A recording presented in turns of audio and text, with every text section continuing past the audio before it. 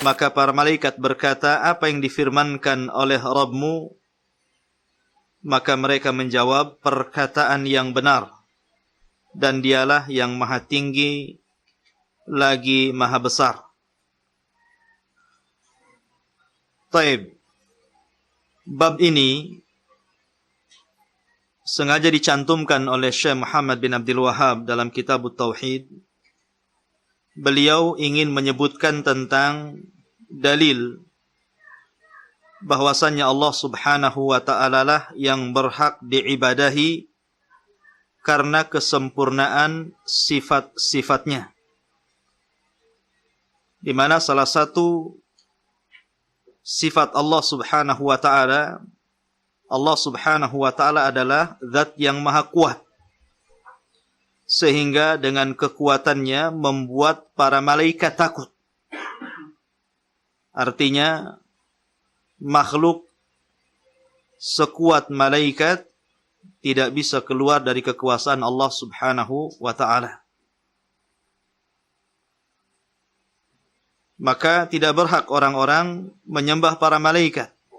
Sebab malaikat sendiri di bawah kekuasaan Allah Subhanahu wa ta'ala.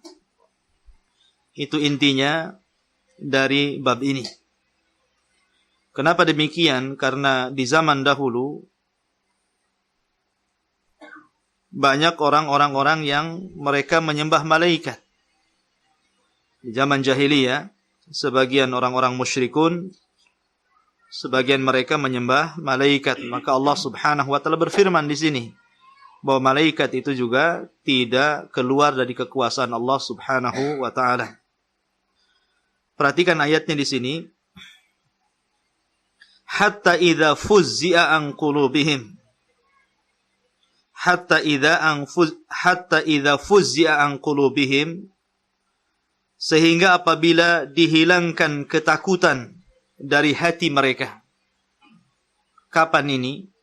Nanti penjabarannya lewat hadis Nabi sallallahu alaihi wasallam. Jadi ketika Allah Subhanahu wa taala berfirman, suara firman Allah Azza wa Jalla itu menggelegar sehingga membuat seluruh malaikat pingsan yang mendengarkannya. Mereka ketakutan dengan firman Allah Azza wa Jalla. Maka malaikat yang pertama siuman adalah Jibril alaihi salatu wassalam, karena hanya Jibril lah malaikat yang diserahi untuk mengemban wahyu. Jadi yang lainnya tidak dengar. Jibril saja yang mendengar. Karena masing-masing malaikat kan punya tugas masing-masing gitu. Nah, Jibril ini memiliki tugas mengemban wahyu, jika dia saja yang mendapatkan wahyu Allah Azza wa Jalla. Setelah Allah Subhanahu wa taala berfirman kepada Jibril, barulah seluruh malaikat yang lain terbangun dari pingsannya. Sehingga mereka bertanya kepada Jibril, apa yang difirmankan Rabbku? Apa yang difirmankan Rabb kalian, wahai Jibril? Jibril mengatakan, qaulul haq, perkataan yang benar. Maka seluruh malaikat saling bertanya, apa yang difirmankan Allah? Mereka mengatakan, perkataan yang benar, dan begitu seterusnya. Ya. Makanya di sini dikatakan, hatta idza fuzzi'a an qulubihim, sehingga apabila telah dihilangkan ketakutan dari hati mereka, setelah mereka terbangun dari pingsannya, sudah tenang hatinya gitu kan. Qalu madza qala rabbukum, mereka berkata, ya, apa yang difirmankan Rabb kalian kepada kalian? Qalu, sebagian mereka mengatakan al-haq, perkataan yang benar, wa huwal aliyyul kabir, dan dialah yang maha tinggi lagi maha besar. Baik, para ulama ketika memberikan faedah kepada ayat ini sedikit, ketika berbicara tentang sifat-sifat para malaikat, dari ayat ini bisa kita ambil kesimpulan yang pertama, annal malaikata yakhafuna Allah kama qala ta'ala yakhafuna rabbahum min fawqihim. Pertama, bahwa malaikat adalah makhluk yang takut kepada Allah Azza wa Jalla. Malaikat adalah makhluk yang paling takut kepada Allah Azza wa Jalla berdasarkan firman-Nya, mereka takut kepada Rabb yang di atas mereka. Ini menunjukkan bahwa Allah itu berada di atas ketinggian gitu kan. Kemudian yang kedua, itsbatul qulub lil malaikah. Adanya penetapan hati bagi malaikat. Jadi malaikat itu punya hati gitu loh. Malaikat itu punya hati karena Allah mengatakan hatta idza fuzzi'a an qulubihim. Apabila dihilangkan rasa takut dari hati-hati mereka gitu kan, menunjukkan malaikat itu punya hati sama dengan kita. Kemudian yang ketiga, itsbatu annahum ajsamun wa laysu arwahan. Dan ini juga penetapan bahwa malaikat itu punya jasad sama dengan kita. Dia bukan ruh yang melayang-layang, tidak. Tapi dia memiliki jasad. Bahkan nanti dijelaskan bagaimana Jibril adalah malaikat yang sangat kuat, memiliki 600 sayap. Yang satu sayap sampai saddal ufuk, sampai ke ufuk. Satu sayapnya saja sudah bisa menutupi ufuk. Kemudian juga yang keempat, anna lakum uqulan. Bahwa malaikat memiliki akal. Artinya makhluk yang berakal sama dengan kita. Mereka makhluk yang berakal. Kemudian juga yang kelima, fihi itsbatu al-qauli lillahi ta'ala. Di sini juga penetapan adanya kalam bagi Allah Azza wa Jalla. Bahwa Allah memiliki sifat kalam, sifat bicara. Ya. Sifat bicara. Ketika Allah berbicara namanya sifat fi'liyah. Tapi sifat kalam sendiri adalah sifat dzatiyah. Ya. Tapi kalau dibawa kepada sifat fi'liyah, perbuatan Allah Azza wa Jalla, berarti Allah berkehendak kapanpun dia hendak berbicara kan gitu. Tapi bagi zatnya dia senantiasa disifati sifat bicara. Kemudian yang nomor 6 juga di sini fihi itsbatu anna qaulallahi haqqun. Di sini juga penetapan bahwa seluruh apa yang difirmankan Allah Azza wa Jalla adalah kebenaran. Seluruh yang difirmankan Allah Azza wa Jalla adalah kebenaran. Tidak ada firman Allah di atas kebatilan. Ini di antara 6 faedah yang disebutkan para ulama dari ayat yang kita baca ini. Taib. Faedah ayat ini, ikhwatu fiddin yang dimuliakan Allah Subhanahu wa taala. Ini sekali lagi karena ini dimasukkan dalam bab tauhid oleh Syekh Muhammad bin Abdul Wahhab. Di sini kalau saja para malaikat yang sangat kuat gitu, yang sangat perkasa, bahkan ada satu malaikat yang mampu dan tidak bisa terkalahkan gitu. Dia tidak akan terkalahkan kekuatannya, baik oleh jin ataupun manusia. Ya. Malaikat apa itu? Malaikat maut. Malaikat pencabut nyawa. Gimana mengalahkan dia? Ya, kemana saja pasti orang akan diburu dia gitu kan. Maka ini satu malaikat, belum sementara malaikat itu jumlahnya kan banyak sekali. Sampai yang ibadah di Baitul Ma'mur sendiri 70.000 malaikat masuk, kemudian keluar dan tidak pernah kembali. Besoknya masuk lagi dengan jumlah yang sama, kemudian keluar. Besoknya masuk lagi dengan jumlah yang sama, kemudian keluar dan tidak pernah kembali. Setiap hari seperti itu. Anda bisa bayangkan gitu kan, jumlah mereka banyak gitu. Karena 70.000 malaikat itu setiap hari masuk ke Baitul Ma'mur.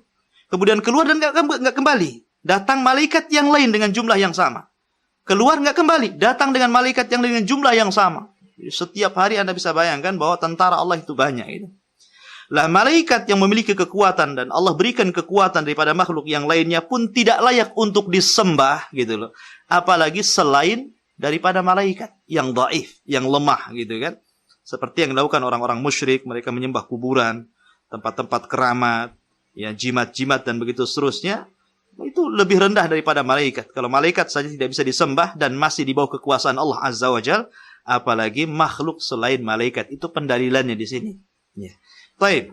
Kita untuk memperkuat pendalilan ini, kita akan baca hadis Nabi sallallahu alaihi wasallam. Kemudian muallif rahimahullahu taala Syekh Muhammad bin Abdul Wahhab, beliau membawakan sebuah hadis untuk memperkuat firman Allah Azza wa Jalla. Wa fi sahih, dan disebutkan di dalam sahih, dalam hadis yang sahih,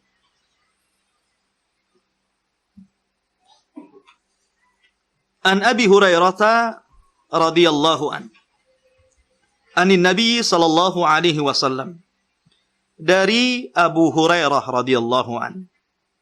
Sedikit mengingatkan sahabat Abu Hurairah radhiyallahu an. Kita tahu bahwa sahabat Abu Hurairah ini memang berbeda dengan sahabat yang lainnya. dia masuk Islam setelah Nabi SAW hijrah ke Madinah dan menetap 7 tahun di kota Madinah. Berarti Abu Hurairah ini Islam belakangan. Karena Rasul hijrah ke Madinah dan sudah menetap 7 tahun baru Abu Hurairah masuk Islam. Ya. Ketika Nabi SAW menerima keislaman Abu Amr ad-Dausi, kemudian dia berdakwah di negeri Daus, disitulah Abu Hurairah masuk Islam kepada tokoh yang dikirim Nabi ke daerahnya. Lah karena Abu Hurairah radhiyallahu an orang miskin, orang yang tidak punya apa-apa dari kehidupan yang ekonomi rendah. Namun semangat belajarnya luar biasa sehingga dia beriktikad untuk hijrah dari Daus menuju Madinah. Ya, maka ingin belajar talaki dengan Nabi SAW secara langsung. Karena dia juga bukan orang kaya sehingga dia bergabung dengan Ashabus Suffah. Ashabus Suffah itu orang-orang yang ekonomi rendah yang Nabi SAW membuat sebuah rumah di belakang Masjid Nabawi. Jadi orang-orang yang susah itu ditaruh di situ. Dan disebut dengan Ashabus Suffah namanya.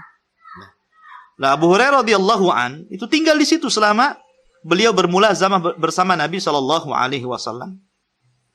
Abu Hurairah memang tidak diberikan kecerdasan seperti kecerdasan para sahabat yang lainnya. Ya. Karena dia juga dari desa gitu kan, dari ekonomi rendah, sehingga tidak diberikan kecerdasan sebagaimana kecerdasan sahabat yang lainnya. Namun ghirah belajarnya itu luar biasa. Luar biasa Abu Hurairah radhiyallahu anhu tidak pernah meninggalkan taklim Nabi SAW. Kemanapun Nabi dia ikut. Baik ketika Nabi SAW menggilir istri-istrinya, beliau menunggu. Ya. Ataupun ketika Nabi SAW umrah atau haji, beliau ikut. Ya. Beliau jihad, beliau ikut. Kemanapun Nabi SAW tidak pernah lepas dari pandangan Abu Hurairah radhiyallahu anhu. Ya. Namun karena kelemahan daya ingatnya, sehingga dia meminta kepada Nabi SAW doa. Ya, doa agar supaya dia tidak mudah dilupakan dalam belajar. Dan ini penting dalam belajar. Ikhwan, antum harus berdoa. Makanya Nabi SAW juga berdoa. Kan? Rabbi zidni ilma gitu. Nabi saja berdoa gitu, ya Rabb tambahkan untukku ilmu. Maka Abu Hurairah pun datang kepada Nabi SAW dan minta doanya. Ya, alasannya karena setiap dia menghafal hadis itu selalu lupa. Maklum ya, udah Abu Hurairah sudah dewasa gitu kan, sudah usianya sudah lumayan gitu sehingga sering lupa. Maka Nabi SAW menyuruh untuk membuka serbannya. Kemudian Nabi mendoakan agar Abu Hurairah tidak pernah lupa dalam setiap hafalannya. Maka Nabi disuruh memasang sorbannya kembali. Dari itulah mukjizat Allah Azza wa Jalla, mukjizat Rasul sallallahu alaihi wasallam sehingga Abu Hurairah diberikan keberkahan doa Nabi sallallahu alaihi wasallam. Bahkan bukan hanya Rasul mendoakan Abu Hurairah kecerdasan ataupun kuatnya hafalan, Abu Hurairah sendiri berdoa kepada Allah Azza wa Jalla. Di hadapan Rasul sallallahu alaihi wasallam dia mengatakan, Allahumma inni as'aluka ilman la yunsah. Ya. Ya Allah, aku meminta kepadamu ilmu yang tidak pernah lupa. Nah, itu doanya Abu Hurairah di hadapan Rasul. Ya. Allahumma inni as'aluka ilman la yunsah. Ya Rabb, berikan kepadaku ilmu yang tidak pernah lupa. Dan Rasul langsung mengaminkannya, amin. Kalau sahabat yang berdoa, Rasul SAW yang mengaminkan, Anda tahulah barokahnya kan gitu. Maka dari sini Abu Hurairah radhiyallahu an menjadi orang yang banyak meriwayatkan hadis yang kelak menjadi ilmuwan Islam. Hampir seluruh, boleh dikata sebagian besar syariat Islam yang sampai kepada kita lewat jalur Abu Hurairah radhiyallahu an. Ya, jasa dia terhadap Islam itu luar biasa, rahimahullahu taala. Khotofidin yang dimuliakan Allah Azza wa Jalla. Namun sayang, ketika Nabi SAW di Madinah selama pada tahun ke-11 Hijriyah gitu kan, beliau wafat. Ya. Sehingga Abu Hurairah radhiyallahu an hanya mampu menemani Nabi SAW berapa tahun? Hanya 4 tahun kurang. Ya kan? 3 tahun lebih lah gitu, 4 tahun kurang. Beliau bermulazamah dengan Nabi SAW. Sehingga wajar waktu yang singkat gitu kan, dengan hafalan yang banyak, riwayat yang banyak orang yang mencela Abu Hurairah. Mana mungkin Abu Hurairah hanya 3 tahun lebih bersama Nabi SAW bisa meriwayatkan sejumlah hadis yang banyak gitu. Terutama orang-orang Syiah. orang-orang yang memusuhi ahli sunnah wal jamaah yang tidak suka dengan kita, mereka akan mencela Abu Hurairah. Karena dengan tercelanya Abu Hurairah, secara otomatis sebagian besar syariat Islam akan rontok, akan rubuh gitu kan. Ketika perawinya dicela, riwayatnya sudah tidak diterima gitu. Ya, mereka mengatakan seperti itu. Namun tentu Abu Hurairah punya jawaban. Abu Hurairah punya jawaban terhadap mereka. Apa jawaban Abu Hurairah? Dia mengatakan, adapun orang-orang muhajirin, orang Mekah yang hijrah ke Madinah, mereka sibuk dengan perniagaan mereka. Jadi mereka itu dagang, jualan, baru datang lagi ke majelis taklim gitu kan. Ya kayak antum lah ke Singapura, nanti duduk seminggu sekali gitu kan. Kan beda dengan orang-orang yang belajar di Jabal Rahmah gitu, yang duduk terus ya seperti itulah gitu kan. Adapun orang-orang Ansar, kata Abu Hurairah, mereka sibuk dengan pertanian. Ya, sebab Madinah itu subur. Ya, mereka bertani gitu. Sementara Mekah ini kan gersang, makanya mereka berdagang ya. Rihlatas sita'i was saif ya, disebutkan dalam Al-Qur'an itu, baik musim panas, musim dingin mereka berdagang. Sehingga waktu belajar bersama Rasul itu hanya disempatkan ketika mereka tidak berdagang dan ketika mereka tidak bertani. Sementara Abu Hurairah radhiyallahu anhu, dia hanya mencukupkan apa yang dia makan satu hari, cukup bagi dia. Dia tidak menyibukkan berdagang, apalagi bertani gitu. Terkadang Abu Hurairah terpaksa mengganjal perutnya dengan batu untuk menahan lapar. Disebutkan dalam banyak riwayat gitu kan. Hanya ingin mengambil ilmu dari Nabi SAW. Dan itu jawaban yang telak gitu kan. Ketika sahabat sibuk, ketika sahabat berdagang, saya belajar. Ketika sahabat bertani, saya belajar gitu kan. Sehingga waktu yang singkat tidak mustahil. Ya, tidak mustahil ikhwatu fiddin. Bahwa orang itu bisa mengumpulkan sejumlah ilmu. Ya, apalagi Abu Hurairah tidak pernah lepas dari pandangan Nabi SAW. Maka ketika wafatnya Nabi SAW, Abu Hurairah radhiyallahu an, beliau pun menimba ilmu kepada kibarus sahabat, tentunya kepada sahabat-sahabat yang kibar. Ya, seperti Khulafaur Rasyidin dan yang lainnya gitu kan. Nah, ketika di masa Umar bin Khattab radhiyallahu an, karena kecerdasan Abu Hurairah, maka Umar mengutus Abu Hurairah untuk menjadi gubernur di Bahrain. Ya, di Bahrain sampai berakhirnya khilafah Umar bin Khattab radhiyallahu an dan terbunuh dengan orang Persia, ya, Abu Lulu al-Majusi. Maka ketika terbunuhnya Umar bin Khattab radhiyallahu an, maka kemudian Abu Hurairah akhirnya hijrah ke Madinah, menetap di Madinah dan mengajar. Lah ketika kekuasaan jatuh ke tangan Utsman bin Affan, kita tahu bahwa masa-masa ini masa-masa fitnah kan. Masa Utsman bin Affan ini masa fitnah. Banyak fitnah di mana-mana, ikhwah. Ya, terutama menuduh ke Utsman bin Affan melakukan kecurangan dalam kepemimpinan gitu. Ya, melakukan macam-macam tuduhan. Berakhir dengan terbunuhnya siapa? Utsman itu sendiri. Ya. Ketika terbunuhnya Utsman, fitnah semakin meluas. Ya. Apalagi ketika kemudian Ali radhiyallahu anhu yang semangat mempersatukan kaum muslimin berbeda pendapat dengan Muawiyah yang ingin meredam gitu kan, mencari akar fitnah siapa pembunuh Utsman. Ya, siapa pembunuh Utsman? Ditangkap dan diadili, itu maunya Muawiyah kan itu. Sementara Ali, beliau bersikeras untuk menyatukan kaum muslimin. Bersatu dulu baru kita cari pembunuhnya. Kalau Muawiyah terbalik, cari dulu pembunuhnya, baru saya akan berbaiat kepada Anda. Ya. Lah Abu Hurairah radhiyallahu an bingung gitu kan. Siapa harus berpihak kepada siapa? Ya. Tapi Abu Hurairah radhiyallahu an lebih memilih sabda Nabi sallallahu alaihi wasallam, as-sa'idu liman junnibal fitan. Bahwa orang yang berbahagia itu orang yang dijauhkan fitnah darinya. Ya, orang yang berbahagia adalah orang yang dijauhkan dari fitnah. Karena kalau kita menjauh dari fitnah mustahil. Anda mau jauh dari fitnah enggak mungkin. Ya kan? Anda mau menghindari kemana coba? Apa ke hutan? Enggak mungkin kan gitu. Ya, enggak mungkin Anda menghindari fitnah. Sehingga orang yang berbahagia, orang yang Allah jauhkan dia dari fitnah. Bukan kita yang menjauh dari fitnah. Karena fitnah tidak mungkin dijauhkan. Allah yang menjauhkan. Oleh karena itulah maka Abu Hurairah tidak berpihak ke sana kemari. Dia fokus mengajar. Dia hanya fokus mengajar. Terus mengajar. Menyebarkan hadis riwayatnya kepada kalangan miskin. Atau para pejabat. Atau para penguasa. Dan begitu seterusnya. Sampailah ketika Ali radhiyallahu an wafat. Ya, kemudian kekuasaan jatuh kepada tangan Hasan ibnu Ali radhiyallahu an. Tidak sampai beberapa waktu, Hasan bin Ali pun menyerahkan kekuasaan kepada Muawiyah yang merupakan raja pertama setelah tidak ada khilafah ketika itu. Maka Abu Hurairah tetap mengajar. Dia tidak mau disibukkan. tetap mengajar dan mengajar, ya, sampai akhirnya beliau tutup di usia 80 tahun. Jadi usia Abu Hurairah subhanallah diberikan umur yang panjang dan berkah gitu.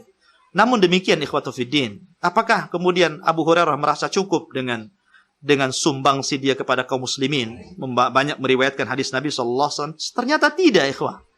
Ketika ajalnya, ketika jelang-jelang kematiannya, ada seorang sahabat bertanya kepada Abu Hurairah radhiyallahu anhu. Ketika itu dia sedang sakaratul maut dan menangis gitu kan. Ma yubkika ya Abu Hurairah? Apa yang membuat Anda menangis wahai Abu Hurairah radhiyallahu anhu? Abu Hurairah mengatakan, bagaimana aku tidak menangis? Sementara apa? Tulus safar. Perjalananku masih panjang. Ketika sakaratul maut, dia mengatakan apa? Tulus safar. Perjalananku masih panjang. Ya. Sementara apa? Waqilatuz zad. Ya. Sementara perbekalanku ini sedikit, dianggap sedikit gitu kan. Padahal jasanya kepada Islam sudah besar ya kan, tapi dianggap sedikit gitu. Sementara setelah Allah cabut ruhku, kemudian aku dipindahkan ke alam yang lain yang hanya ada sorga dan neraka. Aku tidak tahu kemana aku mengarah gitu kan, ke sorga atau ke neraka gitu. Lihat ikhwah bagaimana seorang sahabat Nabi SAW tidak berbangga dengan amalannya. Dan ini juga harus ada pada setiap muslim, bahwa kita jangan berbangga dengan amalan kita. Karena belum tentu juga dengan banyaknya amalan kita menjadikan kita penduduk sorga. Kita hanya berdoa kepada Allah Azza wa Jalla, dengan wasilah itu kita masuk ke dalam sorga. Itu sekilas Abu Hurairah radhiyallahu anhu. Adapun penamaan Abu Hurairah ma'ruf. Dulunya dia namanya Abdus Syamsi, hamba matahari. Kemudian setelah dia masuk Islam, Nabi SAW mengganti namanya dengan Abdurrahman, hamba kekasih Allah Azza wa Jalla. Karena dia punya sering pakai jubah besar gitu kan. Di jubahnya itu ada kantongnya. Kalau ngaji dia bawa kucing kecil, taruh di kantongnya. Maka Nabi SAW, karena kecintaan Abu Hurairah kepada kucing, akhirnya Nabi pun memberikan julukan Abdurrahman dengan sebutan Abu Hurairah rahimahullahu ta'ala. Mudah-mudahan Allah subhanahu wa ta'ala merahmati Abu Hurairah. Taib, itu sekilas tentang kisah beliau. Kita lanjutkan di sini. Antum kalau kisah ya, santai saja. Tegang sekali kalau berkisah ini. Ya. Kita masuk ke riwayatnya teh. Anin Nabi sallallahu alaihi wasallam, dari Nabi sallallahu alaihi wasallam, "Idza qadallahu amran fis sama." Idza qadallahu amran fis sama. Bila Allah Subhanahu wa taala telah memutuskan suatu urusan di langit. Bila Allah Subhanahu wa taala, artinya memutuskan di sini adalah takallamallahu bil amri alladhi yuhi ila Jibril bima aradahu. Maksudnya adalah Allah Subhanahu wa taala berbicara untuk memerintahkan sebuah wahyu kepada malaikat Jibril. Maksudnya begitu. Ya, jadi apabila Allah Subhanahu wa taala hendak berfirman dan memberikan sebuah perintah kepada malaikat Jibril di langit, dharabatil malaikatu bi ajnihatiha hud'anan liqaulihi. Di sini. Maka para malaikat memukul-mukul sayapnya karena patuh akan firman Allah Azza wa Jalla. Dan ini ciri dari malaikat khud'an. Ya, maksudnya kepatuhan. Ya, mereka itu wa yaf'aluna ma yu'marun. Mereka hanya melakukan apa yang diperintahkan saja. Ya, karena mereka tidak memiliki nafsu. Ya, mereka itu hanya taat dan begitu seterusnya. Ya. Ka'annahu silsilatun 'ala Safwan yang fudhuhum dzalik. Di sini firman Allah yang didengar seolah-olah atau seakan-akan bagaikan suara rantai yang ditarik di atas batu yang keras. Jadi suaranya gemerincing, suara besi gitu kan. Bukan berarti ini suara wahyu itu suara besi, bukan. Antum jangan mengkiaskan berarti wahyu itu seperti suara besi yang digesek-gesek di batu, bukan begitu. Ini hanya kiasan gitu. Betapa dahsyatnya wahyu yang Allah turunkan kepada malaikat itu. Makanya Nabi SAW kalau menerima wahyu, beliau itu bergetar. Ya. Sehingga ada seorang sahabat yang di sampingnya ketika itu lututnya Nabi SAW bersandar di paha sahabat ini sampai hampir mau patah pahanya dia untuk menahan Nabi SAW gitu. Saking dahsyatnya wahyu itu. Ya, terkadang di musim dingin kalau wahyu turun tuh Rasul keringatan gitu, padahal musim dingin gitu. Artinya wahyu Allah itu dahsyat sekali gitu. Ya, ketika turunnya. Ya. Jadi akibatnya mereka jatuh pingsan karena ketakutan. Jadi belum lagi Allah Subhanahu wa taala akan berbicara gitu, memutuskan tuh malaikat sudah istilahnya pingsan duluan gitu. Ya. Kemudian Allah Subhanahu wa taala berfirman, "Hatta idza fuzzi'a an qulubihim qalu madza qala rabbukum qalu al-haqqa wa huwal 'aliyyul kabir." Sehingga bila ketakutan telah dihilangkan dari hati mereka, mereka berkata, "Apa yang difirmankan Tuhanmu?" Mereka menjawab, "Perkataan yang benar, dan Dialah yang maha tinggi lagi maha besar." Kemudian fayasma'uha mustarikus sam'i wa mustarikus sam'i hakadha ba'duhu fawqa ba'din. Wasafahu Sufyan bikaffihi faharrafaha wa baddada baina asabi'ahu. Ya. Kemudian sehingga para penyadap mendengar, maksudnya kalangan jin, ya, para penyadap di sini adalah syaitan. Jadi ketika itu setan-setan berusaha menyadap berita wahyu, mendengarkannya, dan setan-setan itu mencuri wahyu atau berita begini dan begitu. Ya, jadi sebagian mereka Sufyan memberikan isyarat dengan tangannya seperti ini gitu.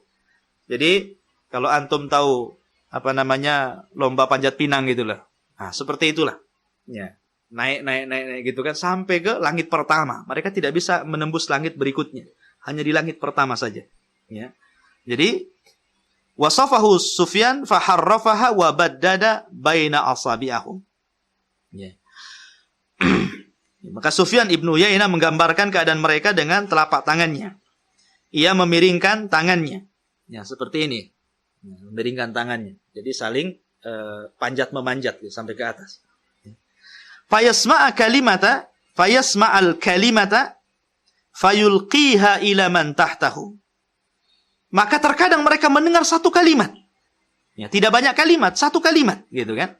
Maka kalimat yang didengar dari firman Allah yang diwahyukan kepada malaikat itu, mereka sampaikan kepada jin yang di bawahnya. Ya. Tsumma yulqihal akhar ila man tahtahu. Kemudian disampaikan kepada jin yang di bawahnya lagi, yang di bawahnya lagi, yang di bawahnya lagi begitu. Ya. Jadi mereka saling menghabarkan. Tadi saya mendengar begini. Tolong sampaikan ke yang di bawah. Yang di bawah tolong terus gitu sampai ke bawah gitu kan. Dan tentu ikhwatu fiddin ketika satu kalimat disampaikan dengan beberapa orang yang berjajar, pasti ujung-ujungnya beda itu, ya kan? Dan itu juga kita bisa saksikan gitu. 1000 orang atau 100 orang jajar ke sana gitu. Mungkin saya akan pergi ke pasar gitu, sampai sana terbalik, saya pulang dari pasar, mungkin gitu kan? Bisa saja terjadi seperti itu gitu. Nah, ini juga demikian gitu kan. Nah, maka hatta yulqiha ala lisani sahir. Yang terakhir, ya, jin yang paling bawah yang ada di bumi, maka mereka akan menyampaikan kepada lisannya sahir, tukang sihir, awil kahin ataupun tukang ramal. Ya. Farubbama adrakahu syihab. Terkadang, ya, sebelum mereka mendapatkan berita dari Allah Azza wa Jalla, dari para malaikat itu, mereka sudah disambar dengan meteor. Sudah disambar dengan bintang berapi, dengan meteor itu. Qabla an yulqiyaha. Sebelum mereka menyampaikan kepada orang yang di bawahnya. Ya. Wa rubbama alqaha qabla an yudrikahu. Ataupun terkadang dia berhasil menyampaikan kepada orang yang di bawahnya sebelum meteor itu datang itu. Fayaqdzibu ma'aha mi'ata kadzbah. Maka mereka akan campur satu kalimat ini dengan 100 kedustaan. Ya. Fayuqal, maka dikatakan, alaysa qad qala lana yauma kadza wa kadza kadza wa kadza. Ya. Bukankah telah dikatakan kepada kami, hari ini akan terjadi ini dan hari ini akan terjadi itu. Ya. Fayusaddaqu bitilkal kalimatil lati sumi'at minas sama. Maka mereka akan membenarkan dengan kalimat yang didengar langsung dari langit. Terkadang seorang dukun itu meramal benar lamarannya. Betul. Terkadang ada seorang dukun kalau meramal itu betul gitu kan. Ya. Tapi betul dengan dustanya itu lebih banyak dustanya gitu. Karena satu kebenaran dicampur aduk dengan 100 kedustaan. Satu yang benar, mungkin 99 dusta gitu kan. Jadi dukun itu sebenarnya lebih banyak dustanya daripada benarnya gitu maksudnya. Ya, cuman orang itu terkadang melihat satu kebenaran dan melupakan yang 99 kedustaannya gitu. Terkadang ada orang datang ke dukun si Anu gitu, manjur, betul-betul dukunnya manjur gitu. Maka disebarkan, dukun Anu sakti, bagus. Ya, ternyata orang datang ke situ. Tapi ternyata tidak sebagaimana ketika orang pertama datang ke dia gitu. Yang lainnya ada yang sembuh, ada yang enggak gitu kan. Ada yang lebih parah, ada yang mati dan macam-macam, tapi tidak diberitakan. Ya. Lah yang seperti itulah maka di sini ikhwatul fiddin, sehingga kalau tidak salah Syekh Abdul Aziz Al-Syekh ya, rahimahullahu hafizahullahu taala, beliau menjelaskan tentang para jin ikhwatul fiddin yang dimuliakan Allah Azza wa Jalla di zaman jahiliyah sebelum diutusnya Nabi sallallahu alaihi wasallam. Perdukunan di zaman jahiliyah itu marak sekali. Bahkan dukun di pandangan orang-orang jahiliyah itu mereka memiliki kedudukan khusus. Ya, jadi mereka dihargai gitu. Dijadikan tempat solusi kalau mereka terjadi apa-apa datang ke dukun. Itu di masa jahiliyah. Jadi dukun itu di masa jahiliyah betul-betul punya nama di masyarakat gitu. Betul-betul diagungkan, dihormati, dihargai, wali gitu istilahnya kan. Kenapa? Karena waktu itu memang banyak jin yang berhasil mencuri dengar. Karena bintang belum difungsikan. Ya. Jadi di masa itu bintang belum difungsikan sebagai pelempar setan. Sehingga jin itu betul-betul mendapatkan sadapan-sadapan wahyu yang Allah wahyukan kepada malaikat. Lebih banyak daripada setelah diutusnya Rasul. Ya. Tapi kemudian setelah diutusnya Nabi SAW, kemudian Allah Subhanahu wa taala fungsikan bintang untuk melempar para jin yang menyadap wahyu Allah Azza wa Jalla, maka semakin sedikit. Bahkan boleh jadi tidak ada. Karena dikhawatirkan tercampur aduk antara wahyu dengan perkataan dukun. Karena Rasul bukan dukun. Ya. Sehingga ketika berfungsi bintang itu menjadi meteor pelempar jin, syaitan yang mencuri dengar, maka tidak ada jin yang berani naik ke atas. Ya. Sampai ketika wahyu terputus dengan kematian Nabi SAW dan hari ini, maka jin kembali naik ke atas. Namun tidak sebanyak di zaman jahiliyah. Tapi yang jelas bahwa dengan kematian Nabi SAW dan terputusnya wahyu, mereka banyak lagi naik ke atas. Ya, sehingga terkadang para dukun itu, mereka benar gitu kan. Mereka benar dengan ramalannya. Dan mereka memiliki ramalan-ramalan yang kadang-kadang betul ramalannya gitu. Karena memang setelah kematian Nabi SAW, mereka naik lagi ke atas. Ya, naik lagi ke atas, mencuri dengar, dan disampaikan kepada para dukun, paranormal, ya, dan para peramal, dan begitu seterusnya. Dan sekarang hari ini kurang lebih dengan di masa jahiliyah, di masa Nabi SAW. Terkadang dukun yang tampil di televisi itu lebih banyak tampilnya daripada ustadz gitu kan. Terkadang ustadz dengan dukun itu beda tipis gitu kan. Kita juga nggak tahu ini ustadz di dukun gitu. Karena juga penampilannya juga sama. Dia ustadz pakai jubah, dukun pakai jubah gitu kan. Dukun pakai serban, ustadz juga pakai serban. Ya. Cuman bedanya kalau yang Sunda nggak bawa tasbih, mereka tasbihnya gede-gede gitu ya. Tapi yang jelas bahwa di sini dunia perdukunan itu kembali marak ya setelah terputusnya wahyu dengan kematian Nabi Shallallahu Alaihi Wasallam. Taib ma'asyiral muslimin yang dimuliakan Allah Subhanahu Wa Taala, apa yang bisa dipetik dari kisah ini, ikhwah? Dari kisah ini kita perhatikan bahwa kembali ke bab yang kita kaji pada sore hari ini, bahwa malaikat yang sangat kuat sekali. Bahkan kita tahu bahwa malaikat ini memiliki pemimpin, dan pemimpin mereka adalah Jibril. Ya. Jibril ini sebagian para ulama, Jibril ini namanya Abdullah. Jibril itu kalau di bahasa Arab kan itu namanya Abdullah. Ya. Adapun Mikail itu namanya Ubaidillah. Ya. Adapun Israfil itu namanya Abdurrahman. Ya. Jadi Al-Imam Ibnu Jarir disebutkan oleh Ibnu Jubair dan yang lainnya dari Ali bin Husain bahwa nama Jibril itu adalah Abdullah, nama Mikail adalah Ubaidillah, dan nama Israfil adalah Abdurrahman. Ya, karena kalau ada malaikat di akhirnya ada il, itu artinya hamba yang menyembah Allah Subhanahu wa taala. Ya. Lah Jibril ikhwatu fiddin yang dimuliakan Allah Azza wa Jalla adalah malaikat yang sangat kuat. Malaikat yang sangat kuat sekali. Bagaimana tidak ikhwah? Disebutkan dalam sebuah riwayat Nabi SAW pernah melihat rupa Jibril 2 kali dalam bentuknya yang asli. Ya. Jibril sering mendatangi Nabi tapi bukan dalam bentuk yang asli. Kadang-kadang dia menjelma sebagai laki-laki gitu kan, yang ganteng, yang putih, yang bersih gitu. Sebagaimana hadis yang ma'ruf tentang tingkatan Islam, ketika bertanya tentang Islam, iman dan ihsan gitu kan, Jibril membentuk dirinya seperti laki-laki yang ganteng, yang bersih, yang gagah gitu kan. Tapi Nabi SAW pernah beliau melihat langsung malaikat Jibril. Melihat langsung malaikat Jibril. Disebutkan dalam riwayat ra'a Rasulullah SAW Jibril fi suratihi. Jadi Nabi SAW pernah melihat Jibril dalam bentuknya yang asli. Lahu sittu mi'ati janah.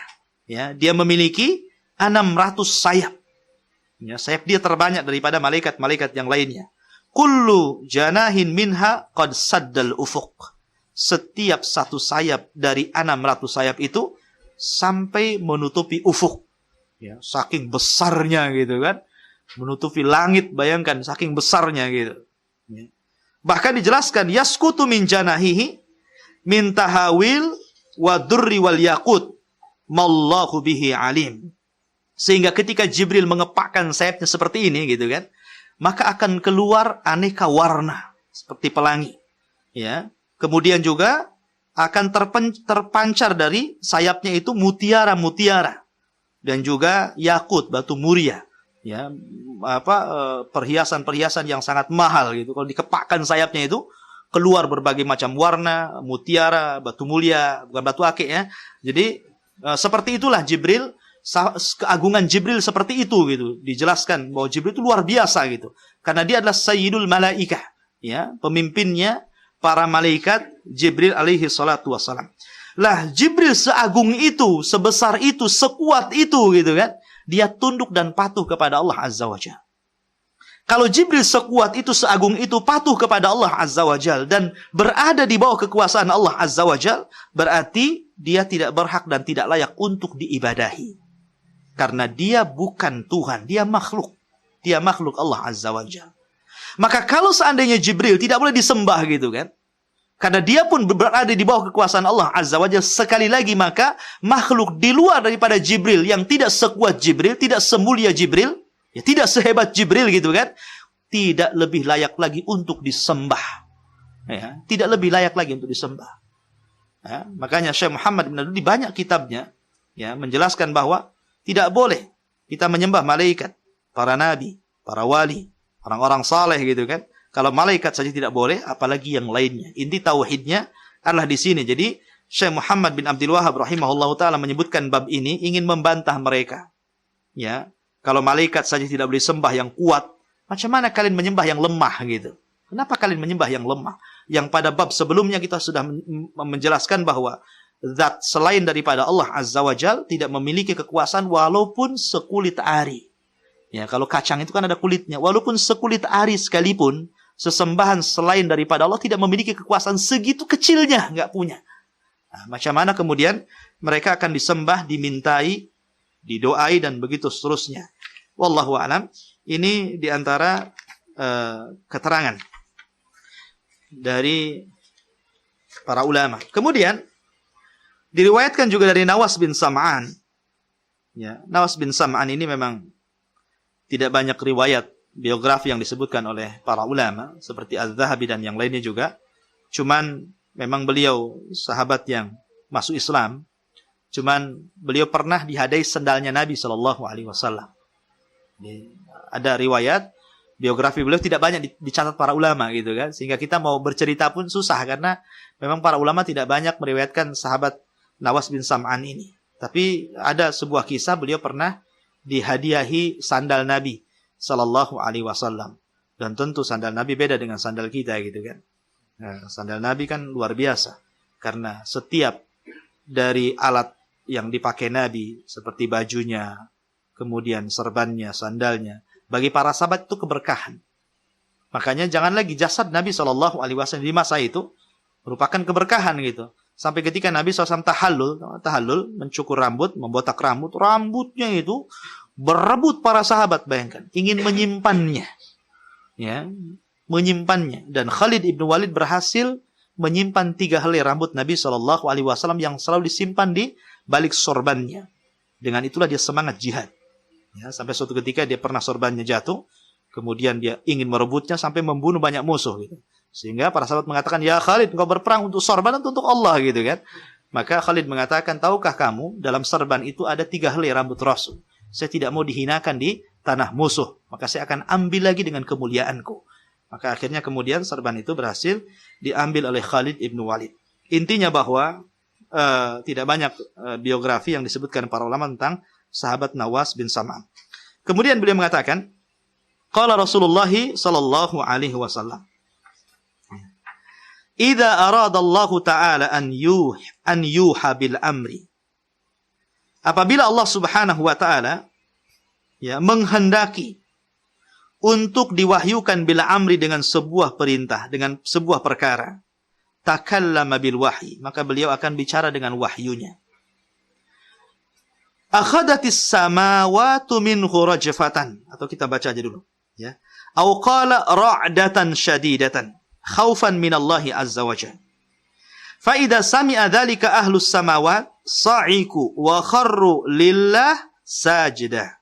Fayakunu awwalu man yarfa'u ra'sahu Jibril fayukallimuhu Allahu min wahyihi bima arad. Thumma yamurru Jibrilu 'alal malaikah. Kullama marra bis sama' sa'alahu malaikatuha madza qala rabbuna ya Jibril. Qala al-haq wa huwa al-'aliyyul kabir. Fayaquluna kulluhum mithla ma qala Jibril. Fayantahi Jibrilu bil wahyi haitsu ma amarahu Allahu azza wa jalla. Rasul sallallahu alaihi wasallam bersabda, bila Allah hendak mewahyukan suatu perintah, maka Allah berbicara dengan wahyu. Dan bergetarlah langit-langit dengan sangat keras karena takut kepada Allah azza wa jalla. Karena ikhwatu fiddin, ya, kita ingat mungkin bagaimana ketika kisah Nabi Musa ya. Kisah Nabi Musa setelah beliau mendapatkan wahyu turunnya Taurat kepada beliau selama 40 malam. Di malam 37, beliau merasa cukup dengan wahyu yang disampaikan kepadanya. Bahwa apa yang disampaikan dari kitab Taurat itu mencukupkan dia untuk menambah imannya bahwa memang Allah Subhanahu wa taala itu ada. Ya. Namun bukan itu yang menjadikan keraguan-raguan. Nabi Musa tidak ragu-ragu bahwa Allah itu ada, cuman dia hanya ingin melihat wajah Allah itu saja. Dia ingin melihat wajah Rabbnya. Sehingga mengatakan, "Angdur ilaika." Tolong tampakkan dirimu, aku ingin melihat kamu gitu kan.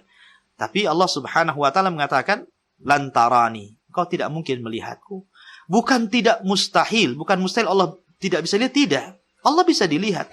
Cuman pandangan manusia di dunia Allah lemahkan.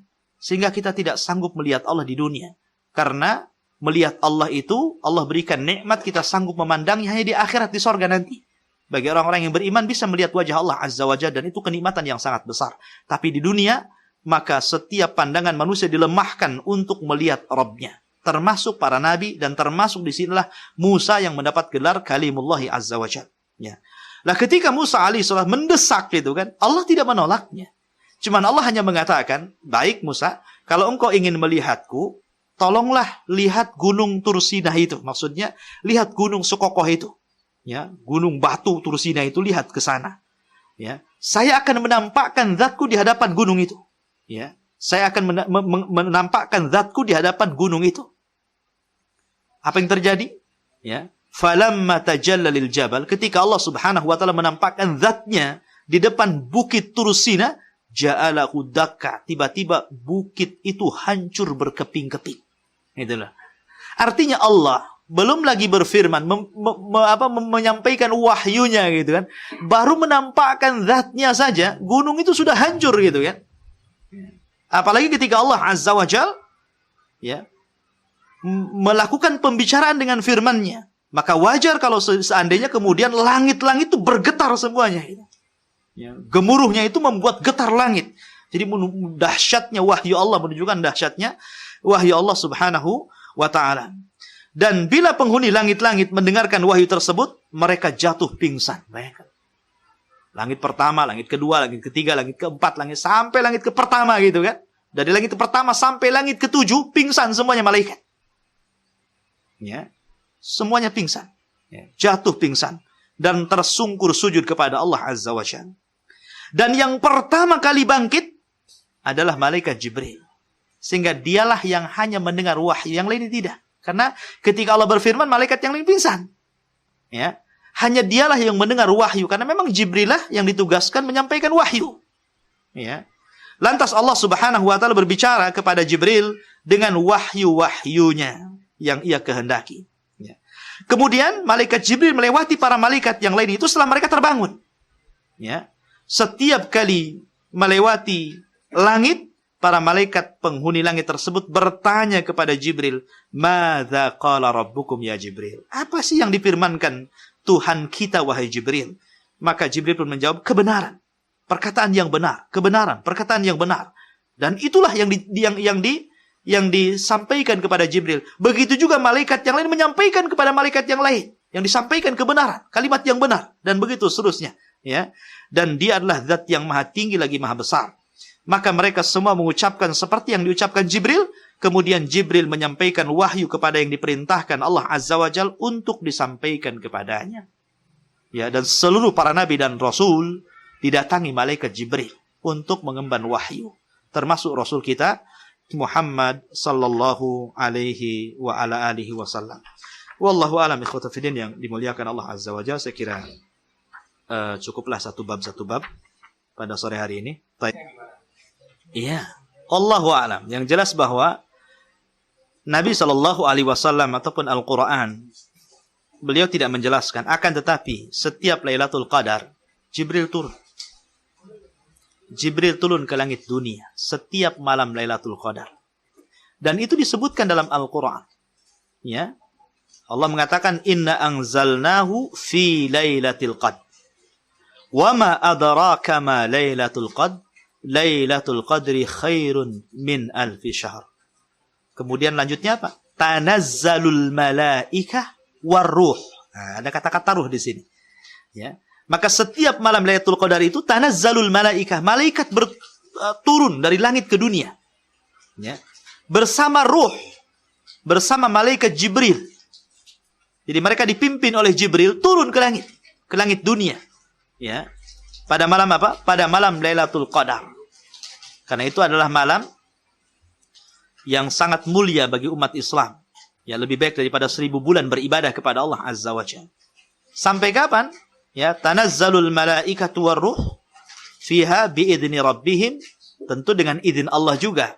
Malaikat Jibril turun ke bumi gitu kan? Ya, hatta sampai matla'il fajr, sampai waktu fajar, maka mereka akan naik kembali. Karena memang tempat malaikat kan di langit gitu kan. Mereka turun ke bumi itu hanya karena tugas. Hanya karena tugas, ya. Jadi selepas itu mereka akan naik lagi ke langit. Adapun apa tugasnya malaikat Jibril? Beribadah kepada Allah Azza wa Jalla. Seluruh malaikat beribadah kepada Allah Azza wa Jalla. Ya. Apakah kemudian dia akan mengemban wahyu lagi? Tidak mungkin. Ya, karena tidak ada nabi dan rasul setelah kenabian dan kerasulan Nabi kita Muhammad sallallahu alaihi wasallam. Sehingga mungkin untuk menyampaikan wahyu, maka mustahil Jibril akan menyampaikan wahyu lagi. Ya, sebab kalau seandainya itu masih menuntut adanya kemungkinan, maka seolah-olah ada kemungkinan ada nabi dan rasul setelah kenabian dan kerasulan Nabi kita Muhammad sallallahu alaihi wasallam. Yang jelas bahwa malaikat secara umum bersifat beribadah kepada Allah Azza wa Jalla. Dan setiap malam Lailatul Qadar Jibril turun ke dunia. Wallahu a'lam. Wallahu a'lam. Tapi yang jelas bahwa disebut, sering kita menjawab membuat istilah malakul maut atau malaikatul maut gitu kan.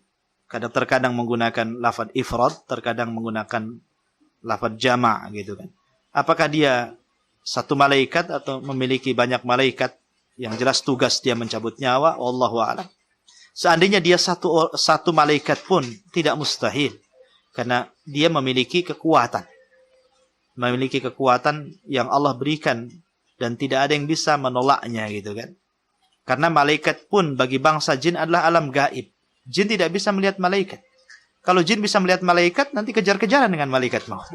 Artinya bahwa malaikat bagi bangsa jin itu gaib.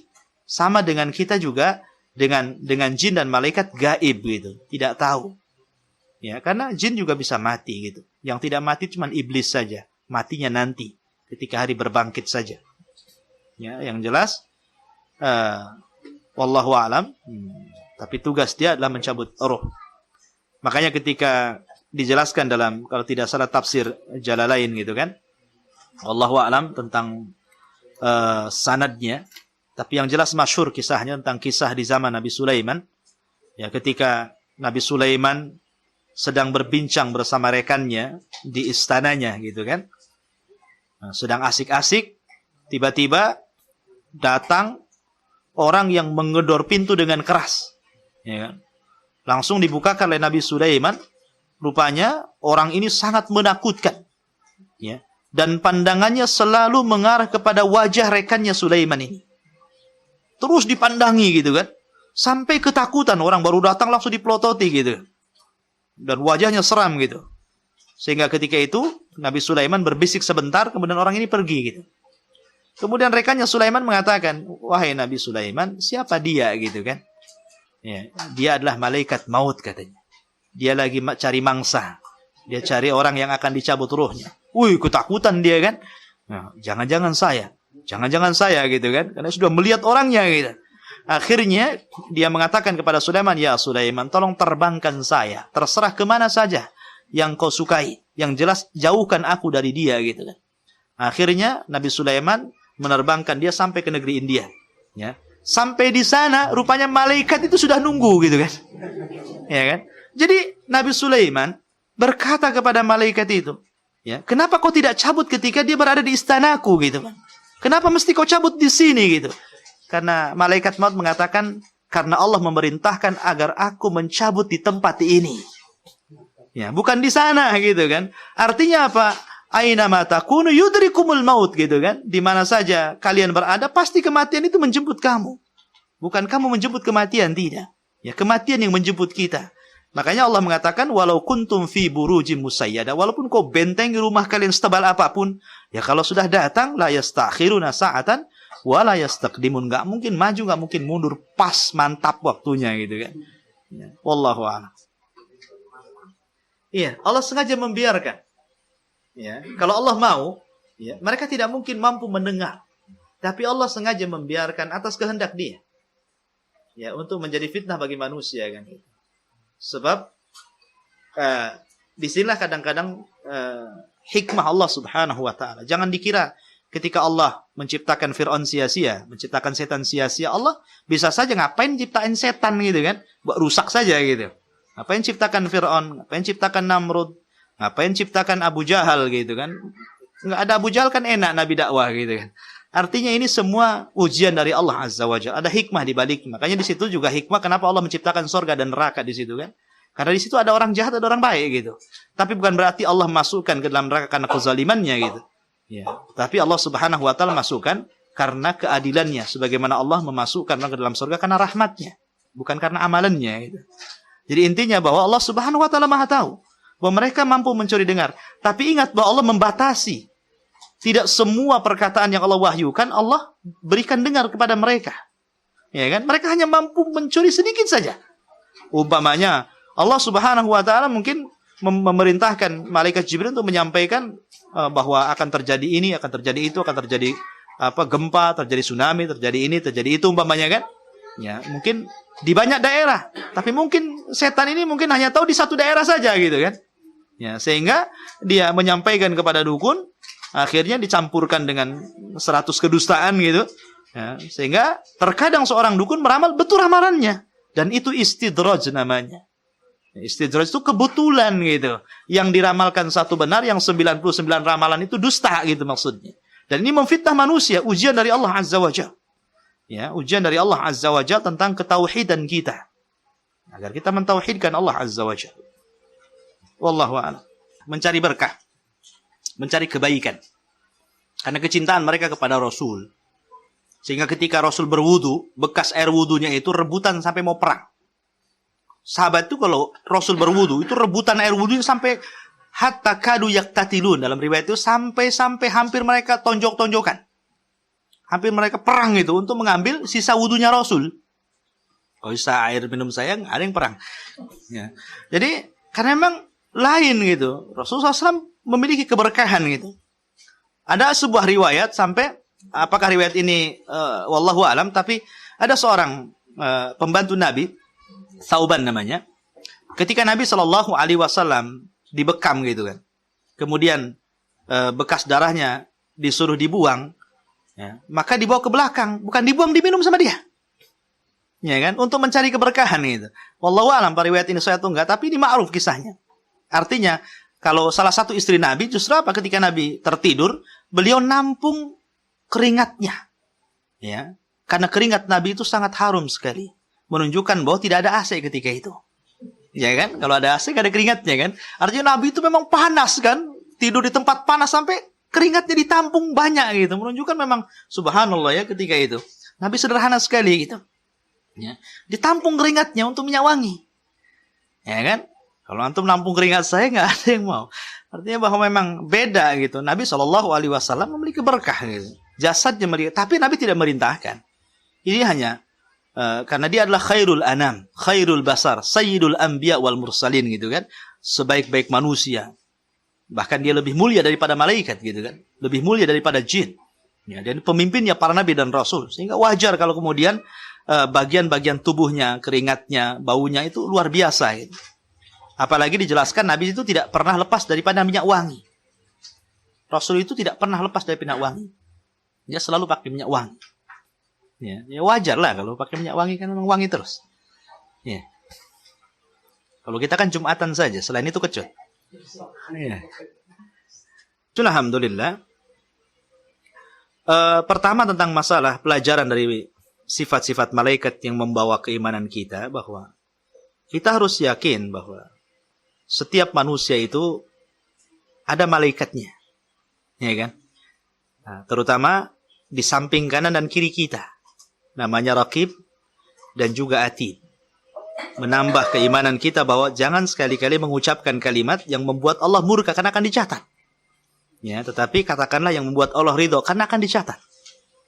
Jadi kita diawasi, itu kan menambah keimanan kita.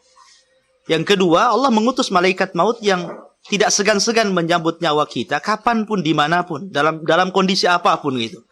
Artinya bahwa kita harus persiapan di sini kan, karena kematian kan dirahasiakan. Kenapa Allah rahasiakan? Agar kita persiapan.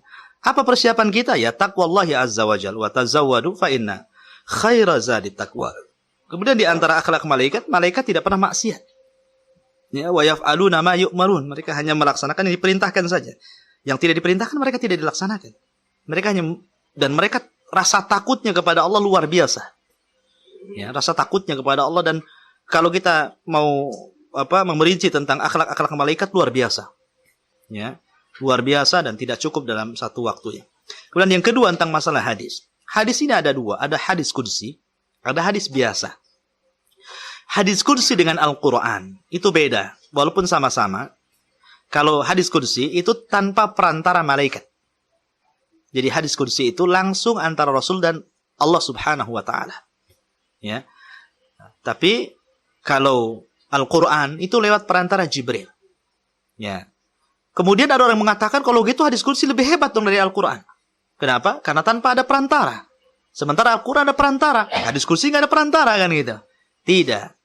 Karena Al-Qur'an lafaz dan maknanya langsung dari Allah. Ngeplek dengan apa yang ucapan Allah itu yang ditulis. Ya kan? Tetapi hadis qudsi tidak. Maknanya datang dari Allah, tapi lafadznya lafadz Rasulullah. Rasul yang mengibarahkan, menghikayatkan. Maknanya datang dari Allah, Rasul mengibaratkan dengan bahasanya. Nah, sehingga Al-Quran tetap masih lebih tinggi daripada hadis qudsi. Ya. Begitu juga Nabi SAW ketika berbicara, ketika berbuat, ketika membiarkan sesuatu, beliau tidak pernah mengucapkan, melakukan, ataupun membiarkan kecuali beliau berbicara dengan wahyunya. Artinya wahyu tentu karena ada pengetahuan dari para malaikat gitu kan. Seperti Rasul mampu melihat orang yang di belakang karena malaikat yang ngasih tahu. Ya kan? Nah, jadi ketika ada kegaduhan di belakang, Rasul tahu gitu. Siapa yang ngasih tahu? Ya malaikat. Kalau kita tahu karena ketika ruku ngintip kan gitu. Ada apa gitu kan? Nah, Rasul nggak gitu. Ada malaikat yang ngasih tahu di belakang gitu. Dia tahu. Makanya ketika Abu Bakrah ruku sambil berjalan, ya kan? Ketika Nabi sedang sholat, berapa saf ke belakang, tiba-tiba Abu Bakrah datang. Sampai di pintu masjid, dia langsung takbir dan ruku. Karena takut ketinggalan rakaat, maka dia jalan rukunya. Sampai di saf. Habis sholat, Rasul langsung berdiri. Siapa tadi yang ruku sambil jalan? Dari mana Rasul tahu coba? Nah, apa Rasul ngintip? Kan nggak mungkin kan ya, lagi sholat. Malaikat yang ngasih tahu. Ya, Rasul tahu siapa tadi yang ruku sambil berjalan. Kata Abu Bakrah, saya ngaku. Gitu kan? Maka Rasul SAW tidak marahi dia. Rasul doain dia. Zadaqallahu hirsan. Mudah-mudahan Allah memberikan kesemangatan dalam ibadah. Wala ta'ud. Tapi jangan kau ulangi ya. Ya. Jadi ini menunjukkan bagaimana Nabi SAW tahu. Ya malaikat yang ngasih tahu gitu.